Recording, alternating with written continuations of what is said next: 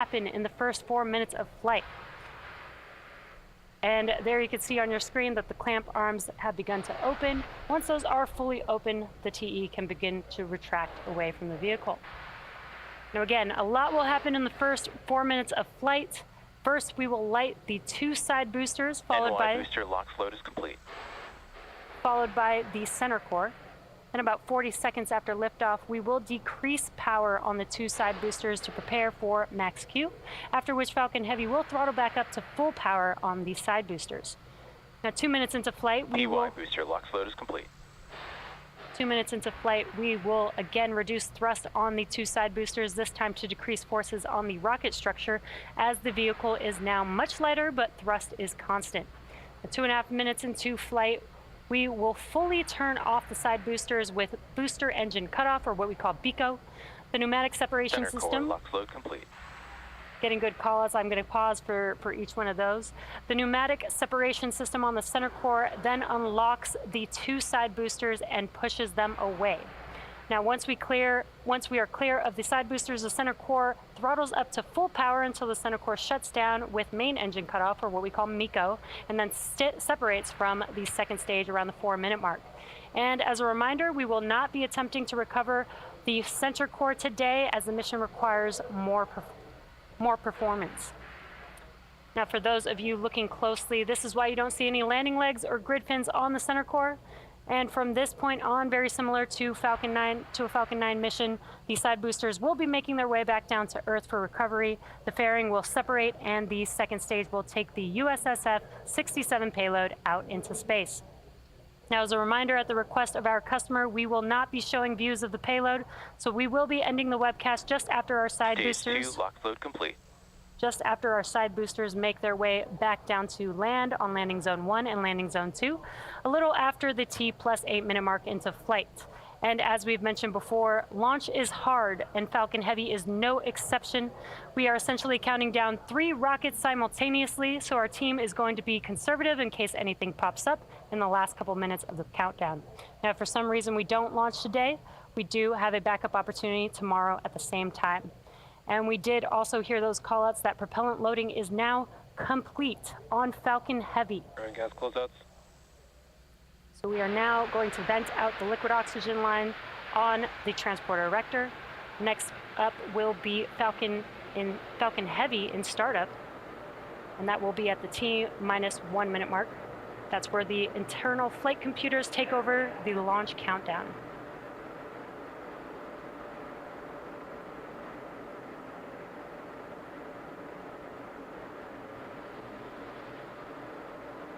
Falcon Heavy is in startup.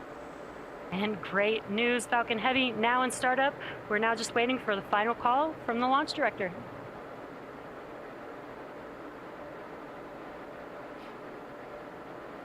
This is the mission director. Go for launch. And excellent news, all systems are go for launch of Falcon Heavy with USSF-67.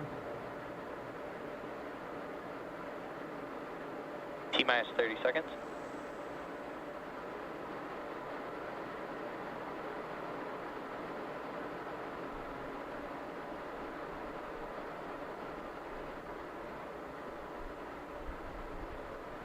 Seconds. T-minus 10, 9, 8, 7, 6, 5, 4, 3, 2, 1. Engine full power. And liftoff of USSF-67. Go Falcon Heavy. Go Space Force.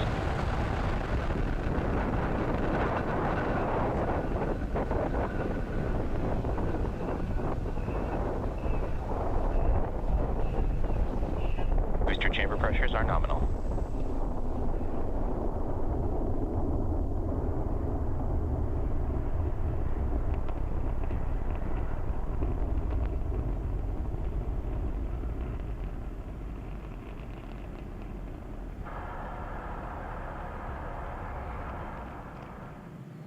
T+40 seconds into flight under the power of 5 million pounds of thrust. Power and telemetry nominal.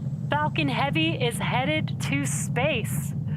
Now, we did throttle down the engines around the T plus 40-second Vehicle mark supersonic. in preparation for max Q. Max Q. And great call out there that we have passed through max Q. That's the largest mechanical stress on the vehicle on ascent. And incredible, incredible views there on your screen. Falcon Heavy in flight. Now next events coming up will be booster engine cutoff, or BECO, followed by separation of the side boosters and followed by their side booster boost back burns. And then will be center core main engine cutoff, or what we call MECO. Again, those events coming up here just under a minute away. That will be BECO. That's where the side boosters engines will shut down. The center core will push those side boosters away from the vehicle. Then those two side boosters can begin to make their way back down to Earth with their boost back burns.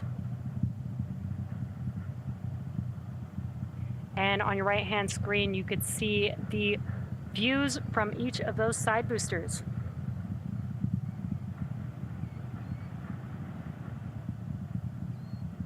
Really incredible views here. Again, we will have BECO, side booster, boost back burn, followed by main engine cutoff of the center core here in just a few seconds.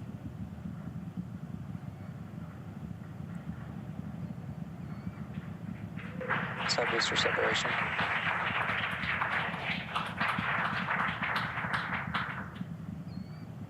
Side core booster startup. Incredible views. We just had BECO and separation of the side boosters, and you can see on your left-hand screen that the side boosters have lit back up. They are now in their boost back burn, making their way back down to Earth. Now, those side boosters are returning to Florida under the power of 3 engines. That's 3 of the 9 M1D engines. So next up will be the conclusion. Next up will be the conclusion of those side booster boost back burns, followed by MECO on the center core, as well as stage separation of the center core and the second stage, and then SES-1, or second stage engine start 1. Now, as I mentioned previously, per the request of our customer, we won't be showing second stage views after SES-1. And additionally, our center core, or stage 1, is expendable today, so we will not be attempting to recover that vehicle, but we should have some great views like we are seeing right Side now. core boost back shut down. We should have some great views of those side boosters touching down for landing. MECO. Stage separation confirmed. MVAC startup. And excellent views. We had the Stage 1 FTSSA has safed. We did have the shutdown of the boost back burn. We did have the shutdown of the boost back burns on the side boosters, as well as MECO on that center core and stage separation.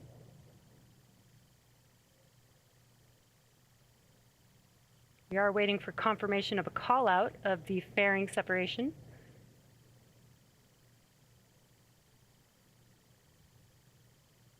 All vehicles are following nominal trajectories.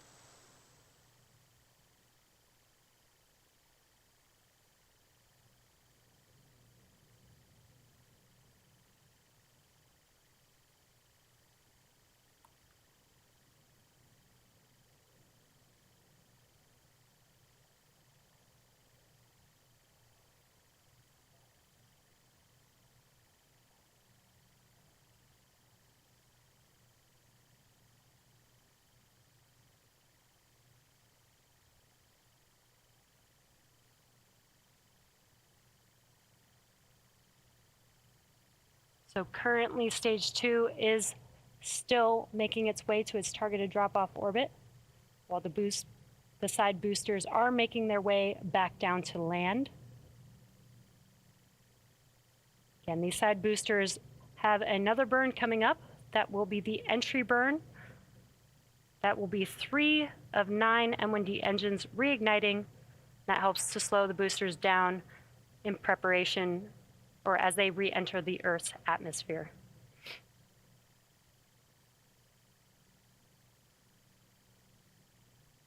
We got some views here from those side boosters there on your screen. Now, at the time of separation, the side boosters were traveling slow enough to turn around and make their way back to land, to our side-by-side landing pads. If we have successful landings today, we'll mark the 163rd and 164th landing of an orbital class rocket. As I mentioned earlier, the center core will be expendable, and we are not attempting to recover it today. Side core entry burn startup. And there you can see on your screen, the entry burns for these side boosters have begun. They're just about 12 seconds long. Side core entry burn PY-FTS shut down. has saved, and NY-FTS has saved. And the entry burns for both side boosters have now concluded. Now, next up will be the final burn for each of these side boosters. That is the landing burn. It is just a single engine burn, the center E9 engine. Each one of these M1D engines have about 190,000 pounds of thrust. So that is enough to slow the vehicle down just in time for landing. And you could see the coast of Florida in the background. Side boosters are transonic. Now that landing burn coming up here in just about 20 seconds or so. Landing burn will last about 20 seconds long. Again, we are scheduled to land on landing zone 1 and landing Booster zone 2. landing burn. And there are those landing burns have begun on the side boosters, so let's watch as they touch down. Stage 2 is in thermal guidance. Stage 2 FTS is saved. Booster landing leg deployed.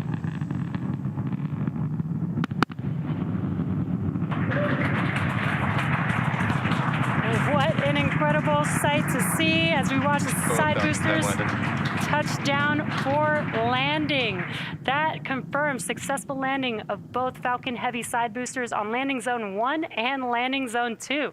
Now, with these two side boosters, this marks the 163rd and 164th overall successful landing of an orbital class rocket. It's also the 25th landing on landing zone 1 and the 6th landing on landing zone 2. And with successful confirmation of our side boosters landing, that will bring today's webcast to Nominal a orbit close. insertion. Now, we'd like to thank the United States Space Force for entrusting us with today's mission.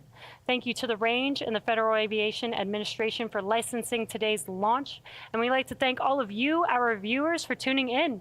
Now, if you're interested, head over to our website and social media platforms for updates on our next missions and milestones. We hope that you all enjoy the rest of your weekend, and we'll see you again soon.